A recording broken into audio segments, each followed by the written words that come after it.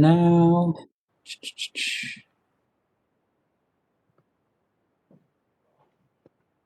All right.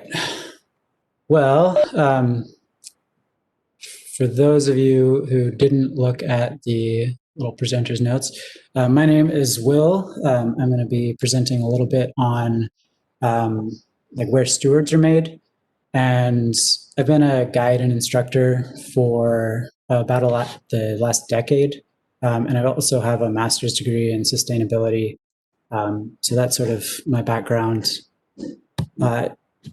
And let's see, I'm trying to find my mouse. In this presentation, I'm going to talk a little bit about sort of my path towards becoming environmentally minded, a little bit about how that path sort of fits scholarly research, the studies that I did in Antarctica that sort of tested some of that research, what we can do with that knowledge and sort of how we can apply it to how we take people outside. And then if there's time, open up for some questions. And this would be a good time for me to tell you sort of how and why I care about the environment and sort of describe to you my connection with the environment. But I think it will be easier to just show you. So these are a variety of photos that I've taken in my time outside. And all of them have either strong connections for me to the place or the people I was with, all of those kinds of things.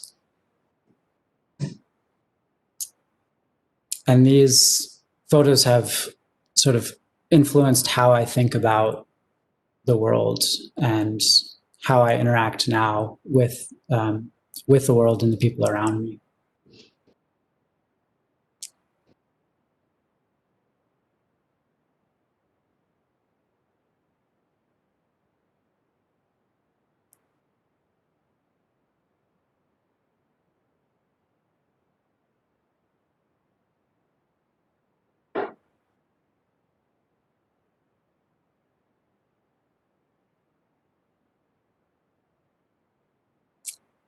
And so those were some of my strong memories. If you, I guess starting with this one, just as some examples, this was the last time that I had a bonfire at a piece of lake property that I grew up going to. It's a really strong connection both that night and then all of the connections I formed playing there growing up. And then another one was a trip to Patagonia I took. This was the first night I'd ever slept in a snow fort that I'd dug. From that trip, I sort of connected and sort of built this strong passion for snow and ice and these glacial environments. Some of you might recognize that guy. Same trip, I was introduced to expedition kayaking, which has become a big part of my life. And I still go on expeditions regularly. And another moment that caused me to rethink how I think about wildlife was a connection I formed when I found 13 dolphins stranded on a beach. And me and one other guy I was with spent pretty much the whole day figuring out how to get these dolphins back into the water. And it's really caused me to change how I interact with wildlife and animals in general and how I think about them. Another strong memory that I have was my first day in Antarctica when I was supposed to be leading a kayaking trip. And the beach that I was launching the kayaks from was a very ice-covered, steep beach with small pebbles. And these penguins kept jumping into the kayaks, which caused the kayak to slide down the beach into the water. And pretty much the only thing I was thinking at the time was, what have I gotten myself into? Because it was just going so poorly and I felt totally out of control. But it turned out to be a really awesome day on the water, and led me to a career in Antarctica. Another Antarctic moment was the first time that I interacted with or saw the Southern Lights. It was about 70 below that day, and I had to walk about a mile to get away from the lights of the research station.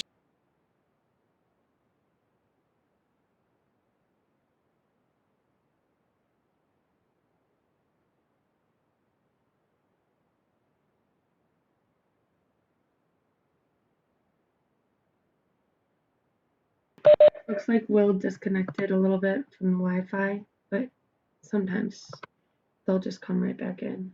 I'll message him and we'll get them. Oh, Will? Oh, okay. Yeah. Can you Yes, hear? we can hear you now. All right. Okay, cool. Yeah, sorry if my internet connection's not super good. We had a storm yesterday and power went out for a little while, so hopefully it's not going to drop. But yeah, this was a connection I had with Antarctica, and it was the first time I'd seen the Southern Lights. And it's still, I feel very strongly about this moment, but it's still hard for me to describe what it felt like. And each of those pictures that I showed you has a story like that, or a connection that I've made like that. But why do they matter? Well, for me, these memories have become a big part of how I make decisions and influence how I think about the world. And sort of that path to that point started with physical activities, or just like kayaking or having bonfires, those kinds of things. And the challenge of that physical activity sort of led me to create connections. And also the outdoors and these activities were just a great way to socialize. From those physical activities and playing outside and whatnot, I developed these deep connections, which sort of allowed me to develop these experiences and these memories with the places, and gave me a motivation to learn about the places that I was visiting. So not only to just go outside and hike and have a really good time, but to learn about the trees that I was seeing, or the birds, or the wildlife, or even just sort of what created the places throughout the natural history. And then with all of that sort of understanding and that motivation to learn, it created this desire for me to change my behaviors and to be more sustainable, and to change my lifestyle, and to sort of begin to vote for more environmental policies and those kinds of things.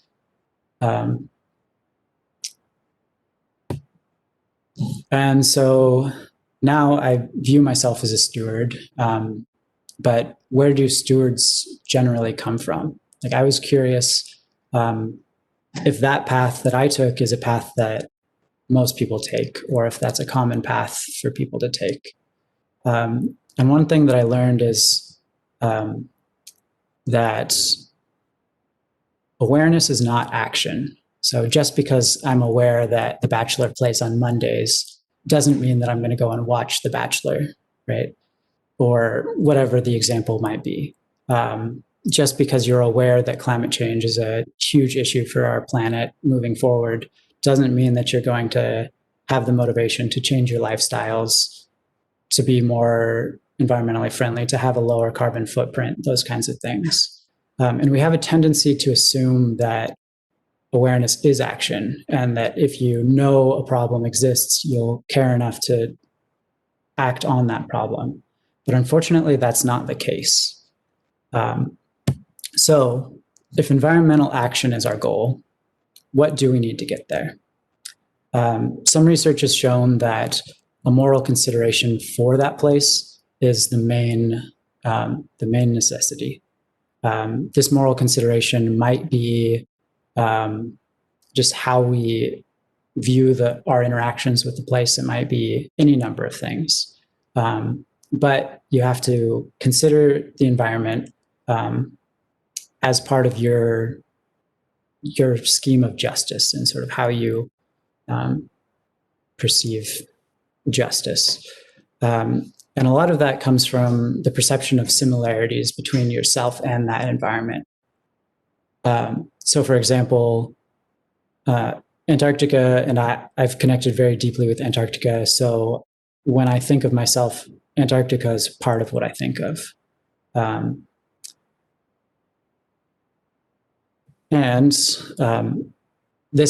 That trend matches my path very similarly. So that physical activities, which were those, go back to this, that perception of similarities came from my physical activities, which led me to create a deep connection, which has now led me to be a more environmentally minded person, where I actually do take time to go outside and do environmental actions and whatnot.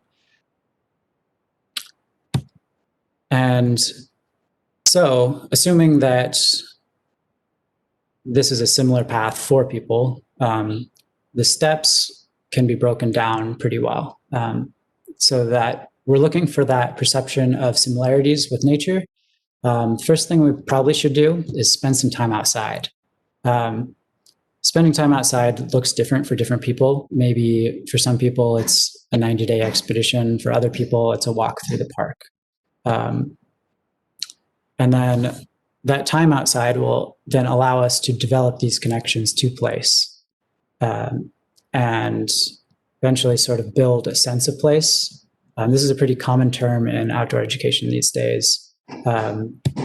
But sense of place is the effective bond between people and places or settings. This is a definition that Western Colorado University uses, and I think applies well. But what this actually means, it's just like one's relationship to place. And going back to that idea that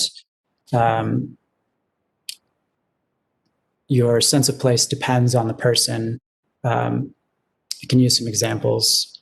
This is a class 4 rapid on the Colorado River in the Grand Canyon.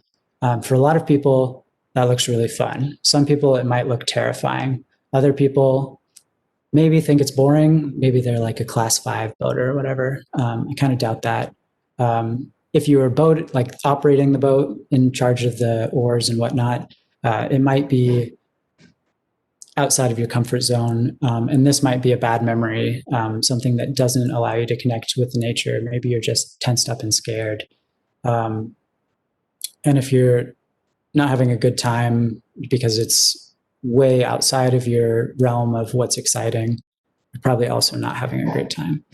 Another example, this was a day in Antarctica after a storm had come through. It was, again, in the winter. It was about 95 below zero that day, so very cold, and we had to shovel all of the doors so that we could get outside in case of fire or whatever. And it was the winter, so it was dark the whole time. And it's probably not a great way to introduce someone to the outdoors. It's even for me who likes that kind of stuff, it was very cold and miserable. So choosing an appropriate activity or introduction to the outdoors can be very important.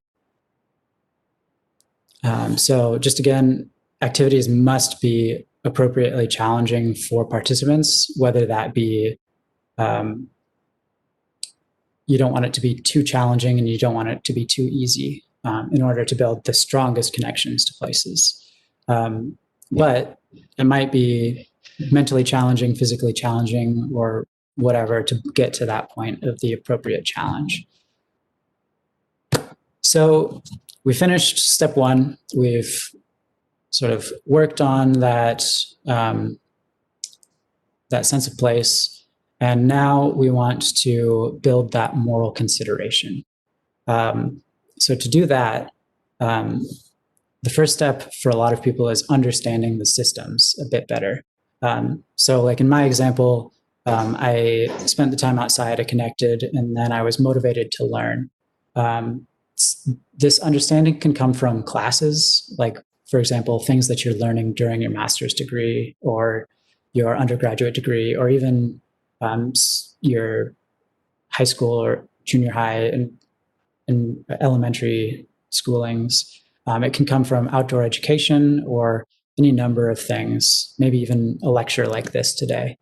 And from that sort of understanding of the systems, whether it be sort of the natural systems or just anything really, we start to identify how our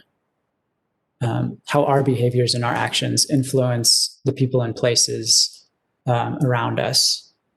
And we can identify those personal influences on the places, whether it's positive or negative. And that sort of allows us to form what's called an ecological identity. I think of ecological identity as just your interactions with place and sort of how you think about yourself in the environment. There's an author named Mitchell Thalmashaw, and they define ecological identity as all the different ways people construe themselves in relationship to the earth as manifested in personality, values, actions, and sense of self. To me, this just means it's like a connection of all of your connections to place, or sort of that sense of place that you build over time with each place sort of grows to build how you view yourself and your ecological identity, as well as just your identity in general, in my case especially. And I put this together just as sort of an example of that. I think it allows me to sort of visualize some of the places and how they fit into my life. Yeah, so these memories just sort of become who I am to an extent. So now we've built our perceptions of similarities. We've developed a moral consideration. And the last step is finding that environmental action and sort of having that motivation to go and do those things. Now that we understand the problems, how we fit into those problems and the solutions, and then we can then apply that to going forward. And after I had sort of come up with this framework from the research, I started wondering how my theory fit into reality, essentially. And I was working in Antarctica and tourism at the time, so that was where I decided to do my research. And a bit about Antarctica. It's a continent. You usually see it just at the bottom of your regular map, but this is what it looks like. It's about the size of Australia. You can see the center, there's the South Pole. Below that is McMurdo Station and Scott Base, some of the big research stations down there. And off to the left side, you can see the Antarctic Peninsula, which is where there's the most wildlife and the most tourism as a result. It's also the easiest to get to because you just drop down from the South America. And these are the general regions. They don't really matter for this lecture, but just to have some idea of what the places are and the general landscape down there. And because Antarctica doesn't actually have a governing body, the Antarctic Treaty regulates it, and in the Antarctic Treaty, most of the powers given to signatory nations to enforce their own citizens. But the International Association of Antarctic Tour Operators, or IATO for short, is one of the organizations that sort of formed to help manage the tourism down there. And it was put together in 1991, and since then has been constantly developing new guidelines down there, and acts as a regulatory body for tourism pretty generally today. So IATO has these objectives. It has quite a variety of them, in fact. They include all kinds of things from like working with science. Don't worry about reading these because only 2 of them actually relate to passengers and the tourists visiting Antarctica. The first that was important for my research was to enhance public awareness and concern for conservation of Antarctic environments and its associated ecosystems. So basically just taking people to Antarctica and teaching them about Antarctica and why it matters. The second was to create a corps of ambassadors and to continue to protect Antarctica by offering opportunities to experience the continent firsthand. So again, just motivating people by taking them down to Antarctica. And so when I was approaching the research, my main question is, are the IATO passenger objectives being met? And I work on a ship, so that's why I tend to refer to them as passengers. But it could be participants or students or whatever it might be. And then I also was interested in whether the demographics affected how people reacted to the trips. So I'm not going to talk about that a whole lot today because it would be a very long lecture that way, and probably doesn't make a huge difference. But to answer that first question of whether the objectives are actually achieved, I started just by asking passengers at the post-trip. So after the trips, one of the questions I asked was, it's on a Likert scale, so that 1 to 5, strongly disagree to strongly agree. And I asked, or stated, I regularly attend lectures on board the ship. We have regular lectures like daily or sometimes twice a day. 89.5% of the people who responded to my survey said that they did attend, agreed to or strongly agreed to attending regularly. Likewise, the activities I attended, kayaking, snowshoeing, photography, etc., increased my connection to the places. These were optional, so not everyone did them, but 70% of people did agree or strongly agree that those activities helped them to connect to place, which supports the idea that those connections come from doing activities outside. For the next question, it was, as a direct result of going on this cruise, I'm more willing to be an ambassador of the places we visited. So we did go to Antarctica. With some trips, we also visited other small islands. This one relates more to behavior or expected behaviors. And 84% of people agreed or strongly agreed to that, which was a really strong indicator for us that they might change their behaviors.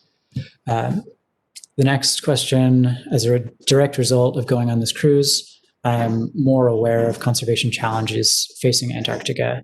That one, 90.6%, was good to see that people actually felt like they understood the problems more.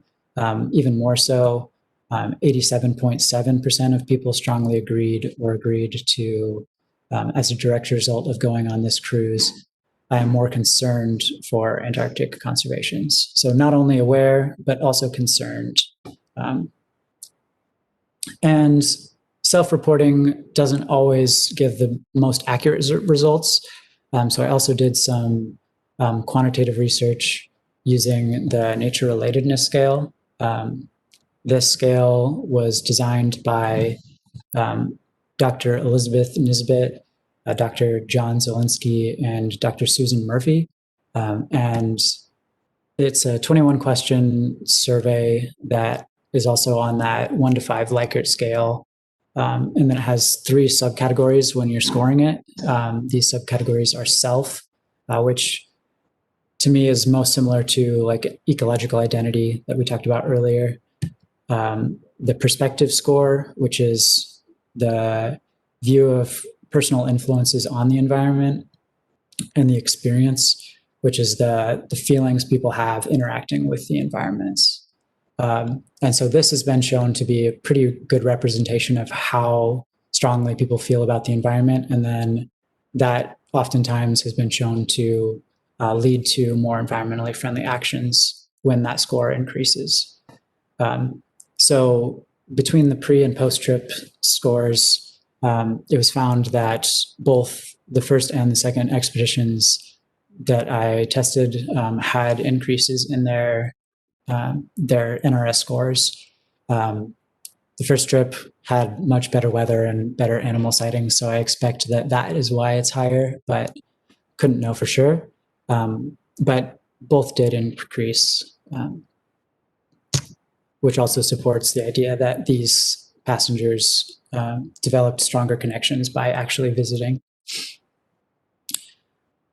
So when I take all of this information and then I start thinking about the role we play in making stewards, it brings me back to that slide from earlier, that perception of similarities, that moral consideration, and that leading to that environmental action. And so when I'm trying to think about what I want people to get out of the trips that I lead for them, or these trips to Antarctica with passengers, I think about these 3 things. And I try to design curriculum or activities that reach out to those kinds of situations. And there's a few important reminders that sort of come with this. First, it should be appropriately challenging.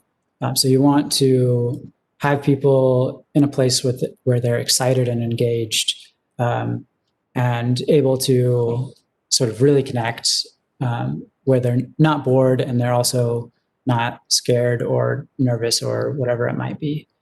And then the next thing I focus on is the fact that personal connections can't really be forced. We can help facilitate, but some people just aren't really as interested in the places that we are, or whatever. Everyone's different, and we can help them, but we can't force anyone to care about any one thing.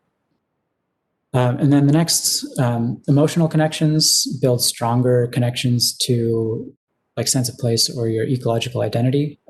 Going back to that example I used of the dolphins that I found stranded, that was a very emotional day, and it caused me to have one of my strongest memories of the outdoors. So what we can do, a big part of it is just going outside. And going outside with friends is great. It helps you to build your own personal connections. It allows them to build connections with you and the places that you're visiting, whether you're going outside with them to a new place for the first time, or it's a place that you've been to all your life. Those personal connections for me, I think, are the strongest, and they're what give me the motivation to take people outside and to inspire them and to share what I truly care about. And next thing we can do is to take clients. this was an expedition on one of the ships, and I always try to do my best to teach people about the places I love. And anytime we go outside, or if you're leading a trip, or if I was leading a trip, or whatever it might be, usually we got to that point by being passionate about it. And just sharing that passion will allow people to connect a lot more strongly, sort of through your connection. And then the huge part is just sharing your stories. I imagine most people in the listening haven't been to Antarctica, but I hope that some of my stories about Antarctica or the photos from Antarctica have allowed you to sort of at least develop an interest and maybe someday go down. And I think the point that that makes is that technology can be used in a lot of ways to help connect people, whether it's social media or lectures or WebEx conference calls like this. We're now at a point where technology can help us to connect to the outdoors when we're not able to connect otherwise. So I think, but what it really comes down to is just caring. And one of my favorite quotes is from Dr. Seuss. Unless someone like you cares a whole awful lot, nothing's going to get better. It's not. And I really believe that that's true. And so the biggest part of what we can do to create stewards and to sort of inspire people into environmental actions is to just care about the environment by ourselves and to help them to care. And I guess I talked a little faster than I had planned to, but if anyone has any questions, I'd be happy to answer some.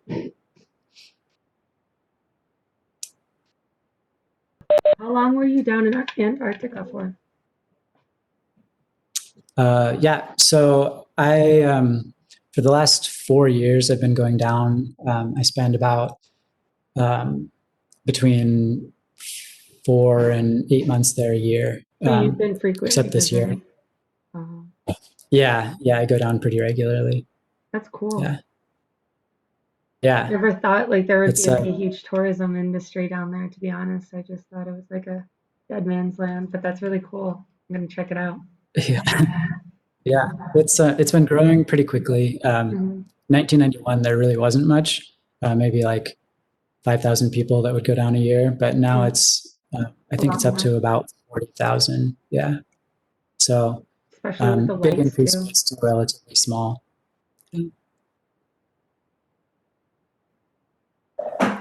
Will, did you attend Adventures Cross Country? Hey, Haley, how's it going? Hey, Will. Nice. Yeah. Yep.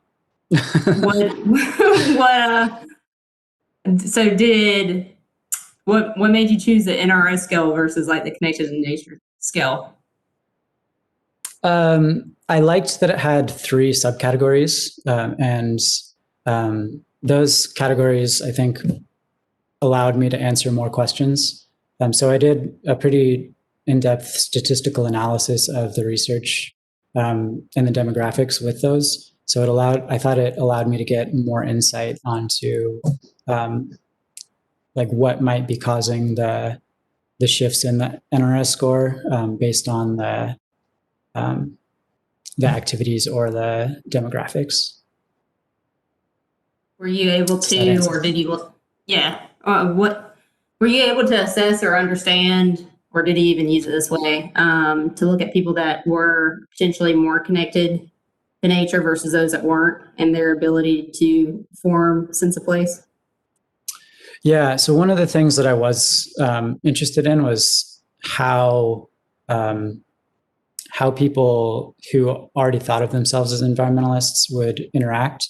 And of course, I think trips to Antarctica might be sort of self-selecting. Like people who care about the environment are probably going down there more than like somebody randomly hears like, oh, there's a trip to Antarctica, maybe I should go. Because it is pretty expensive. So I did look into that a little bit. I wasn't able to get too much information out of it, except for sort of asking more questions and sort of like having further questions to ask and answer and like new lines of inquiry. Yeah, good question. Yeah, I was curious. My thesis was on all the same topics, and I ended up finding from that survey that I couldn't assess. That was like my alternate hypothesis, that people that were more connected to nature were more likely to build place attachment. But because my pool of people were also automatically self-selecting and outdoorsy, that I wasn't able to really define that or evaluate that properly. Yeah. And one of the things that I did come across during my research was that memories are stronger influences on your ecological identity if you have them earlier in life. So somebody that's like in their 60s or something could have like an interaction with whatever it might be, and it wouldn't be as strong an influence on their identity or their ecological identity as like the same experience might have been when they were in their like 20s or something like that. So yeah, so I think that sort of gave me the idea that like reaching people younger, like in their high school, college age, might be more effective. But again, the trips that I had on board were like I couldn't just invite a bunch of college students. It was the people who signed up who tended to be in their 60s and 70s for the most part, 50s, 60s, and 70s. Yeah. You continue to do this line of research, what would you be more curious about or try to delve into differently? Let's see. If I was going to do it again, I think I would probably try to have a little bit more research, just questioning student or the people on board, like have more like focus group type situations where they can sort of chat and we can like get down to the bottom of like what made it that, like what made the changes happen and sort of why they thought the trip might have influenced how they think.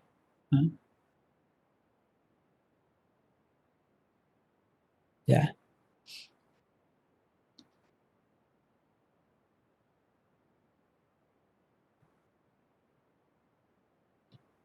Great.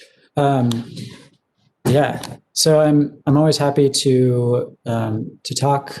So if you want to reach out, I have a website, driftingonedge.com, and then I'm also on all of the like Instagram and Facebook and that stuff. But yeah, thanks so much for your attention, and I hope that everyone has learned a bit from me today. And yeah.